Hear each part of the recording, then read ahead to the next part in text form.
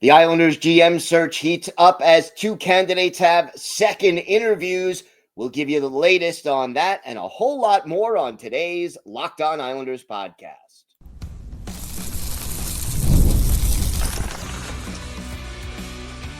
You're Locked On Islanders, your daily podcast on the New York Islanders.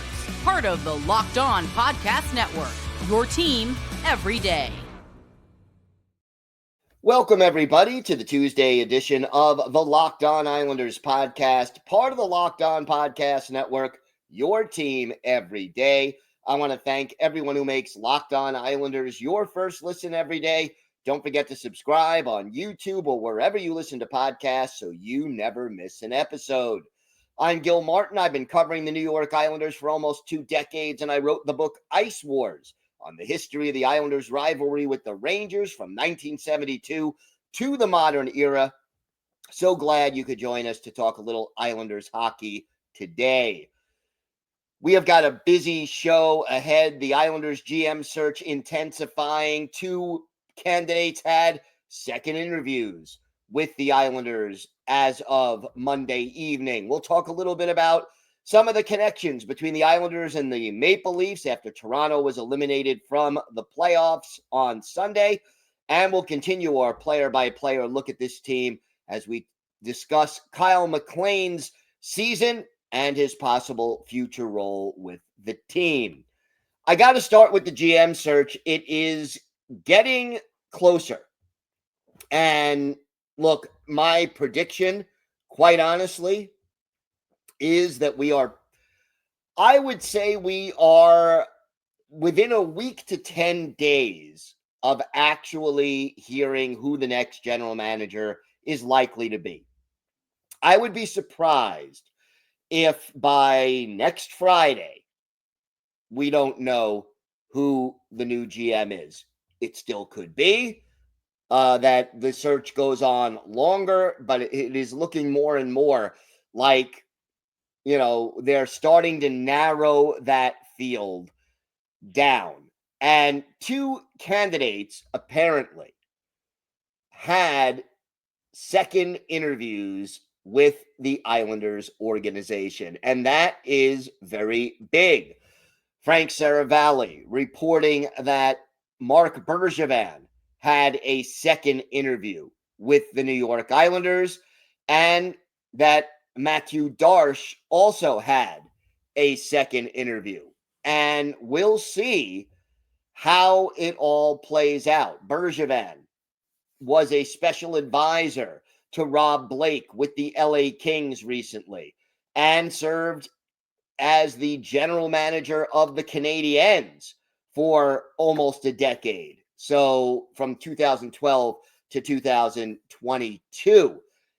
He certainly has the experience there, and we'll see how this proceeds, whether there will be a third interview or whether there will be a decision, or maybe more candidates still have yet to receive that second interview. And as for Darche, he has been the Lightning's director of hockey operations since 2019. He also was named assistant GM in 2022 and has been since then.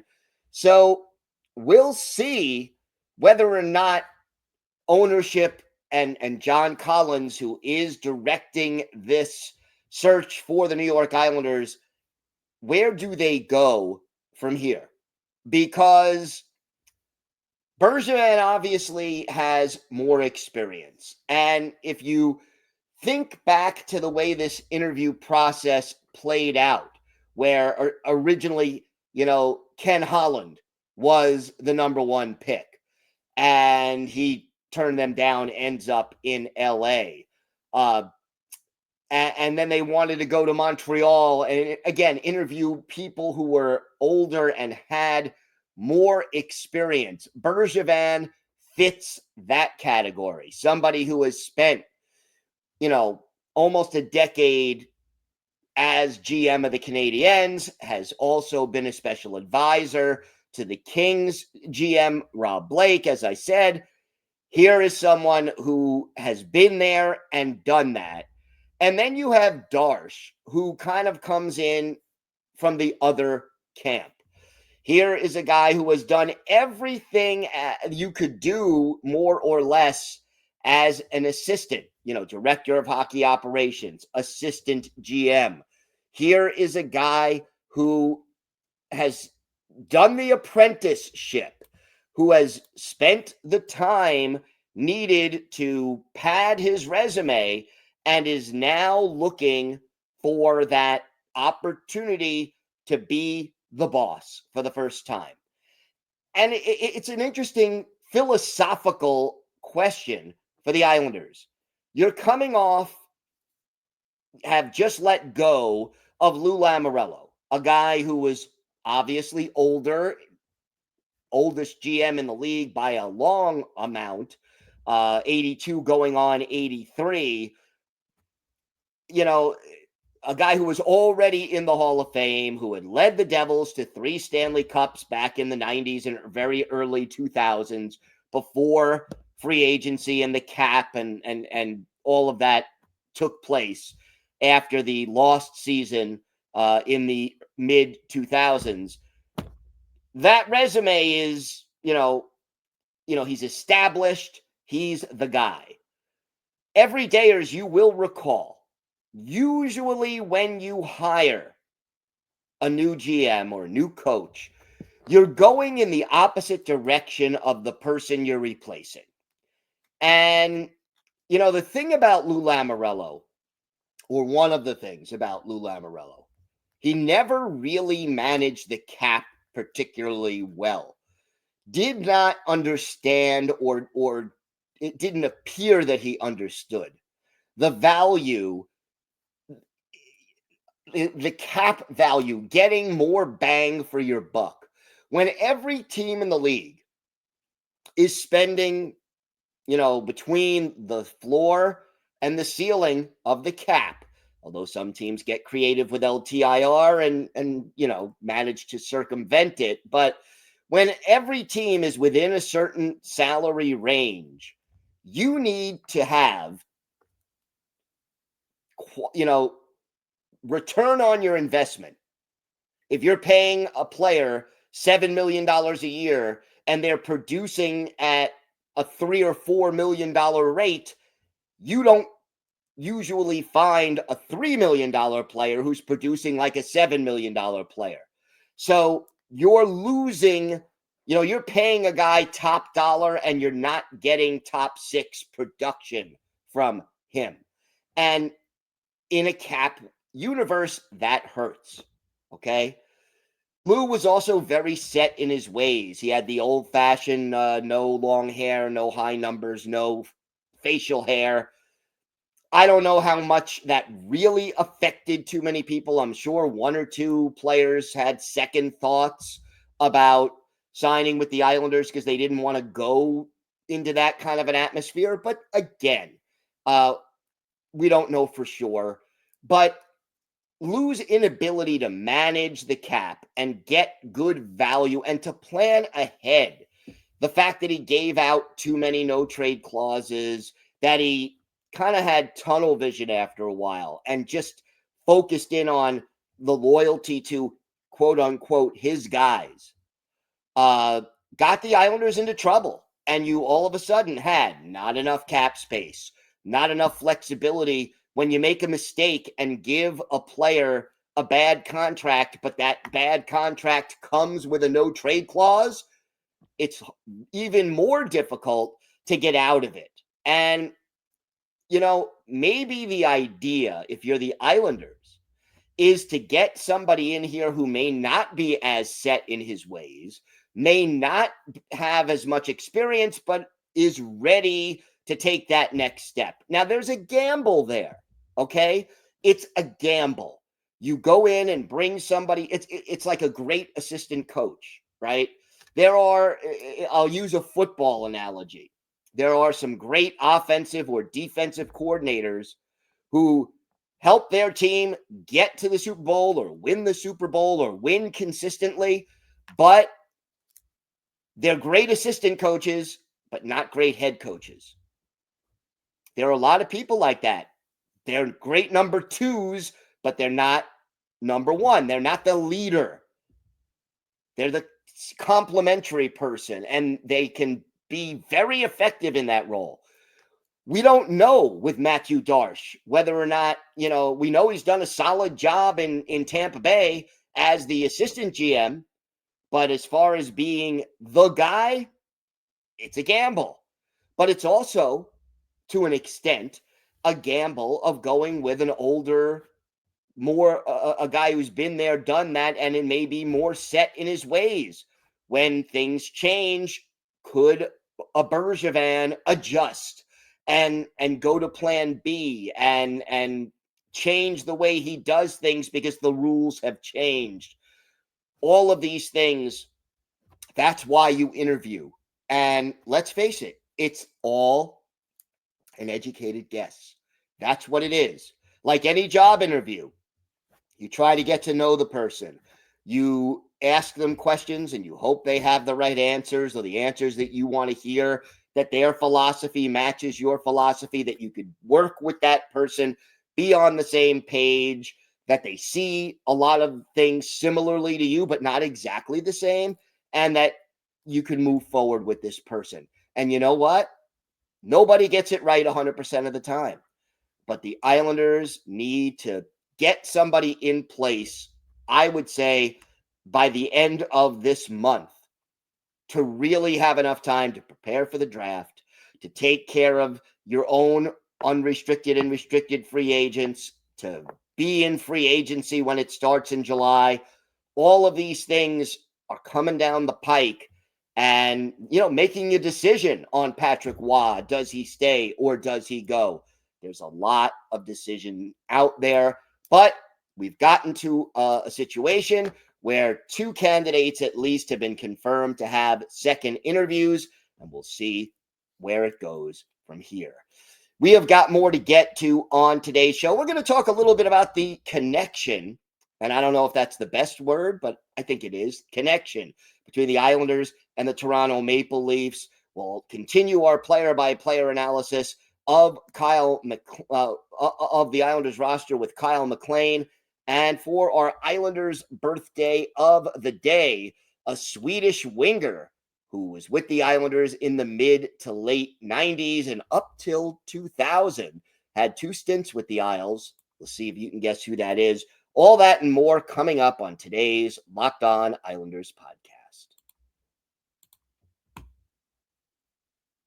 Today's episode is brought to you by Wonderful Pistachios. Looking for a snack that's both delicious and nutritious? Crack into a good source of protein with Wonderful Pistachios. Wonderful Pistachios is one of the highest protein nuts. Each 1 ounce serving has 6 grams of protein, giving you over 10% of your daily value. Plus, they're packed with fiber and better for you unsaturated fats to help keep you feeling fuller longer. Personally, I love the no-shells variety. It's the perfect grab-and-go snack for busy days. Whether I'm snacking at my desk, on a road trip, or just need a quick protein boost, they're always my go-to. And if you love cracking open every shell for that satisfying crunch, the in-shell options are a classic favorite. So get snacking and get cracking with the snack that packs a protein punch. Visit wonderfulpistachios.com to learn more. That's wonderfulpistachios.com to learn more. So a lot going on right now between the Islanders and the Toronto Maple Leafs. And there are three things, I think, more than anything, that are factors between these two teams at this moment. And here they are. Number one, John Tavares and the Leafs were eliminated from the playoffs Sunday when they lost at home badly to the defending Stanley Cup champion Florida Panthers. And let's face it, this is the end of John Tavares' 7-year contract with the Maple Leafs. He's already said he wants to stay in Toronto. Whether or not that's going to work out or not, well, that remains to be seen. But let's face it, when Tavares left the island, right when Lou Lamoriello came in as GM. Everybody thought he was the last piece of the puzzle for the Maple Leafs. They were going to get their Stanley Cup, and that the Islanders were left in the lurch. And yet, for Islander fans, the Islanders have made 2 trips to the conference final, won a playoff round in another season, while John Tavares never got past the second round. In fact, in 7 years in Toronto, John Tavares and the Leafs won a grand total of 2 playoff series. And look, there is a certain amount of satisfaction. I mean, if you go year by year over the last 7 years, yeah, the Maple Leafs overall had more wins and more points and a better point percentage than the Islanders. But when it counted the most, it was the Islanders who were more successful in the playoffs. And, the old expression, the best revenge is living well. Well, the Islanders did live well, or at least live better than the Maple Leafs during the last 7 years in the playoffs. And so whatever small victory Islander fans or small amount of satisfaction Islander fans can take from that, by all means, enjoy it. The second factor between the Leafs and the Islanders is Brendan Shanahan. And, everydayers, we touched on this briefly yesterday, and I'll say this. If Matthew Darche becomes the GM, and he's one of those 2 people, as we just mentioned, who have had a second interview, they're going to want a president of hockey operations with experience to work with Darche. And Brendan Shanahan is one of those people who would fit the bill. And I know, on YouTube and on social media, comments and everything, there are those people who think Shanahan would be really good, and there are those people who are saying, no, no, no, no, no. Keep in mind, Collins and Shanahan were working together at the NHL offices for 2 years. They know each other. So the decision maker knows the candidate. And that makes, it is always easier if you've worked with someone and you're friendly with them and you know them. It is always easier to work with them again. You're comfortable from day one. You don't have to learn how this person performs, what they do. You're comfortable. So there's that factor, number one. Will Shanahan make the jump? Will the Islanders make him the offer? If so, his contract with the Leafs will expire June 30th. Most people seem to believe he will not be back in Toronto. So do the Islanders try to fill their vacant GM spot with, their president of hockey operations spot with Brendan Shanahan? It's a possibility. And, Shanahan and Darche working together with Collins is not unreasonable to expect. But the thing about Shanahan is this, and it's the same thing we just mentioned with the Leafs as a team. Regular season success, there. Almost every important player on the Leafs was drafted by the Leafs, and Shanahan, who has been there for a while, certainly played a role in acquiring those people. In fact, the biggest star on the Leafs, the only one who wasn't drafted by the Leafs, the core members of the roster, the only one who wasn't drafted by Toronto is John Tavares. But that lack of playoff success, and the Leafs organization has tweaked and worked on things and tried to do different things to get over that hump, and nothing they did worked.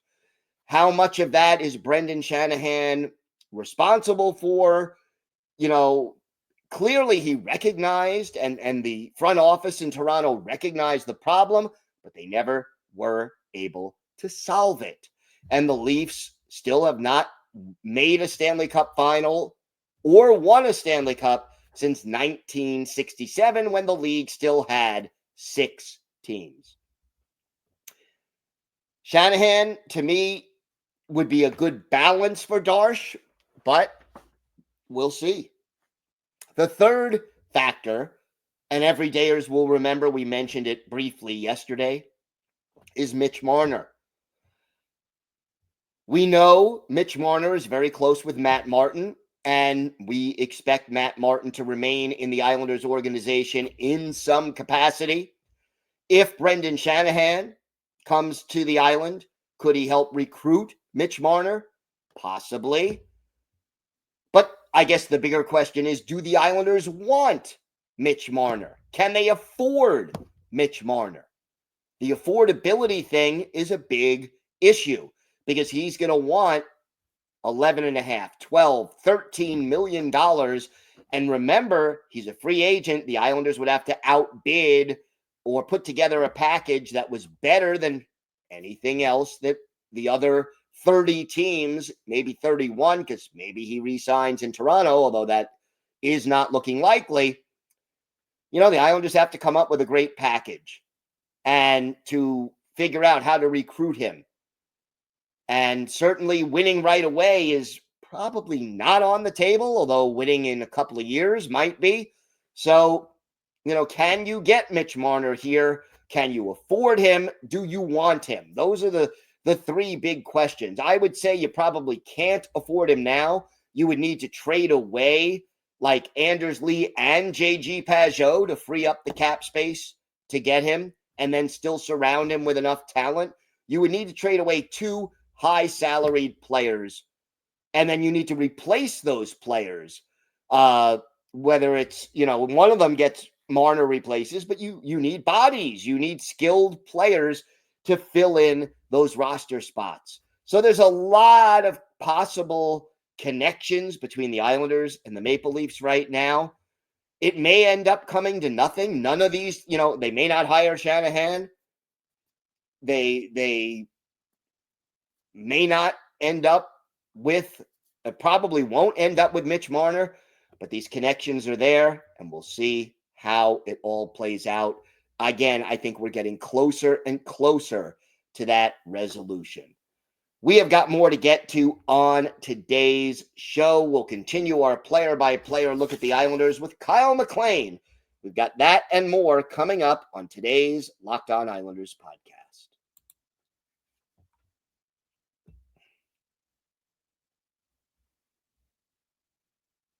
So Kyle MacLean had his first full season in the NHL this year. If you recall, the son of assistant coach John MacLean, who is still right now hired, on the Islanders coaching staff, he played in 32 games in 2023-2024, had 4 goals, 9 points. He was a +5, and he added a certain amount of jump to the Islanders' fourth line. 60 hits in 32 games. Just played with a certain amount of energy. But this past year, 2024, 2025, his numbers and his impact really seemed to go down. Now, he did do better in the faceoff circle. He went from 42.5% on faceoffs in 2023-2024 to 48.2% this past year. Still less than 50%, but hey, 5.75% improvement.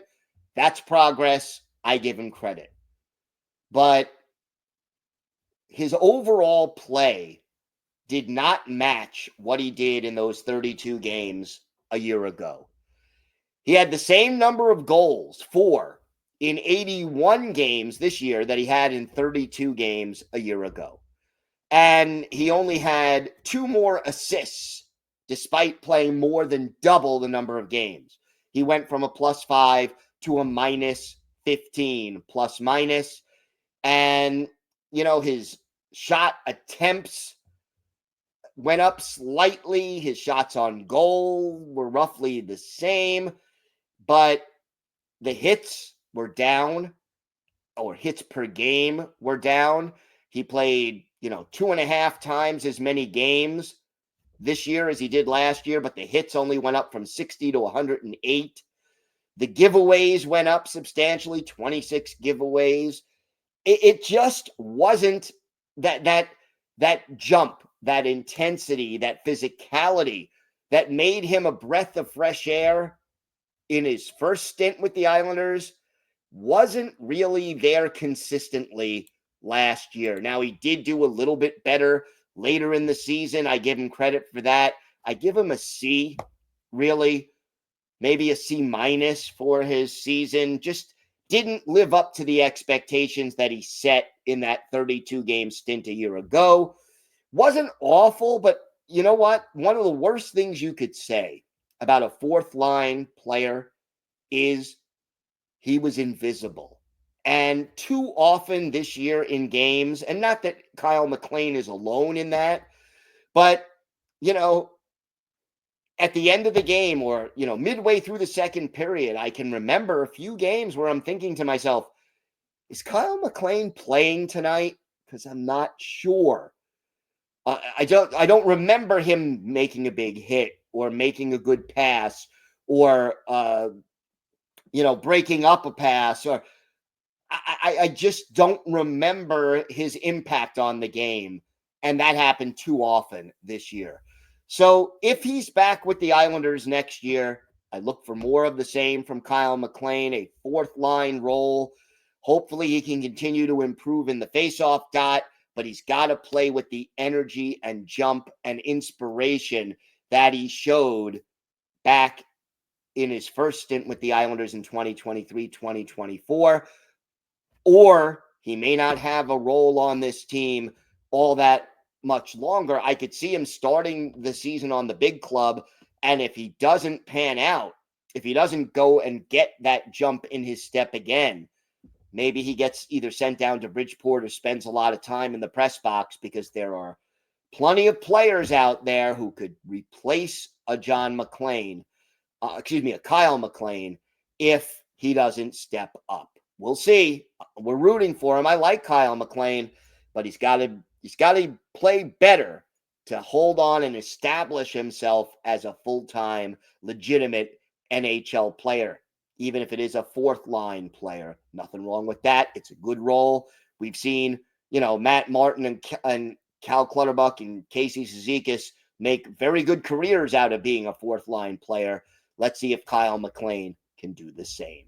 Time now for our Islanders birthday of the day. And, well, today is the 54th birthday of former Islanders winger Nicholas Andersson. The Swede was drafted in the 4th round by the Quebec Nordiques back in 1989, made his NHL debut with Quebec in 1992-93, but only played 3 games before joining the Islanders for the 95-96 season. Spent 2 full years with the Isles, 95-96, 96-97. Then played for San Jose, came back to the Islanders for 17 games in 1999-2000, played for Nashville, Calgary, and then returned to the Swedish Elite League to finish out his career. Played up until 2010-2011. Only played 164 NHL games, 29 goals, 82 points, 85 penalty minutes. Never did appear in a playoff game. All but 18 of those games came in, all but 21 of those games came in an Islanders uniform. His best moment as an Islander, it's easy. February 4th, 1996, at the Nassau Veterans Memorial Coliseum. Islanders hosting the Dallas Stars. It's Alan Bester in goal for Dallas. Eric Fischio in between the pipes for your New York Islanders. And with the Islanders down 1-0 late in the first period, and Joe Nieuwendyk in the box for tripping, the Islanders get to the power play. Nicholas Andersson, our Islanders' birthday of the day, scores. Marty McGinnis and Matthew Snyder with the assist. Game is tied 1-1 after one. Islanders down 2-1 in the second. And our Islanders' birthday of the day, Nicholas Anderson scores back-to-back goals less than a minute apart. Travis Green and Ziggy Palffy assist on both goals. And the Islanders go on to win the game 5-3 in this game. Nicholas Anderson, 3 goals plus an assist. He ended up assisting on a goal by Ziggy Palffy in the third period. He's a +3. He had 4 shots on goal. 3 of them went in. And one of his goals came with the man advantage. So the only career hat trick for Nicholas Anderson, he is our Islanders' birthday of the day. Thank you for making Locked On Islanders your first listen today. For your second listen, check out the all-new Locked On NHL Game Night. Every game, every night until the Stanley Cup champion is crowned. Get local analysis on a national scale. Find NHL Game Night on Locked On NHL on YouTube or wherever you listen to podcasts. It's part of the Locked On Podcast Network, your team every day. If you have a question, a comment, maybe a topic you'd like us to discuss on a future episode, email us at lockedonislanders@gmail.com. And if you leave your first name and where you're from, we're happy to mention you on the show when we discuss whatever's on your mind. You could follow the show on Twitter or X at Locked On Isles. You could follow me, Gil Martin, on X at Ice Wars, NYR, VSNYI.